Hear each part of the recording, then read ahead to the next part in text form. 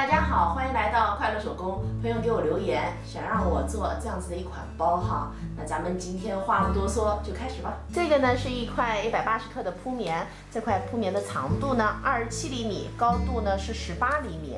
首先呢，我们在底部画2个3厘米的正方形，然后这是包口的位置哈，这儿的距离3厘米，这儿的距离呢是9厘米。我们来连接2个点，然后在这儿画一个小圆弧。画好以后啊，咱把它给对折哈，然后剪掉包口和底角。面材料呢，咱们需要2份哈，放1厘米的缝缝。现在呢，我们把它叠齐，正面呢叠在里边，我们车上2个侧边，底部呢打上角。这个呢是咱们的包带，根据图片做的，我看它用的是针扣哈，我也找到了这么一个。整根包带的长度呢是1.5米，这头是光边哈。这根带子是用来调节的，那这儿呢是2根，那包带这个2端，我们把它呢固定在咱们面子的2侧。这4份材料呢是拉链边条，那它们的尺寸呢是一样的，长度啊22厘米，宽度4厘米。我在反面呢都烫了60克的无纺衬，我们把材料的2边像这样子烫进一个缝缝。这是咱们的拉链，拉链长度呢28厘米，一端呢我们窝下来一个角，我们把拉链边条夹着咱们的拉链，咱们这样子车一条。那另外2份材料呢，咱们是夹着拉链的另一边哈。和大家说一下，咱们拉链的这端呢是对齐的。车好以后呢，我们把拉链边条翻到正面，然后呢，我们2边哈车上这3条窄边。这个是咱们的里子材料，我在上面呢已经做了2个夹层口袋哈，老做这夹层口袋，那这个视频呢咱就不赘述了哈。和大家说一下材料的尺寸，高度呢30厘米，宽度呢27厘米。那咱们这个里子材料还需要2块包口的拼色哈。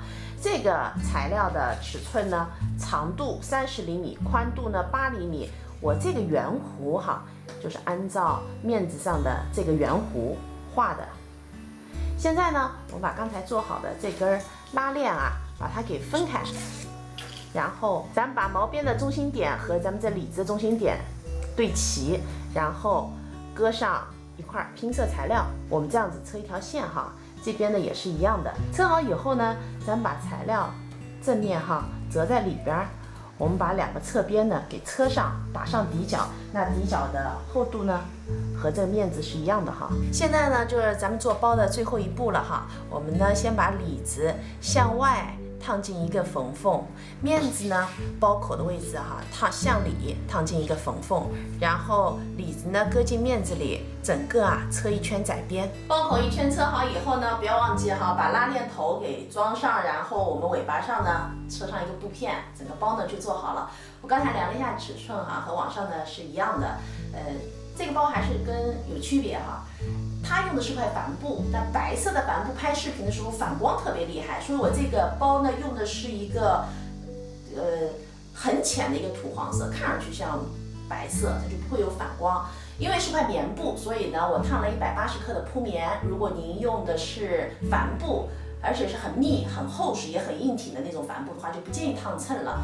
如果是很稀的、很软，那可能就做不出这种硬的效果的话呢，建议大家烫60克的无纺衬哈。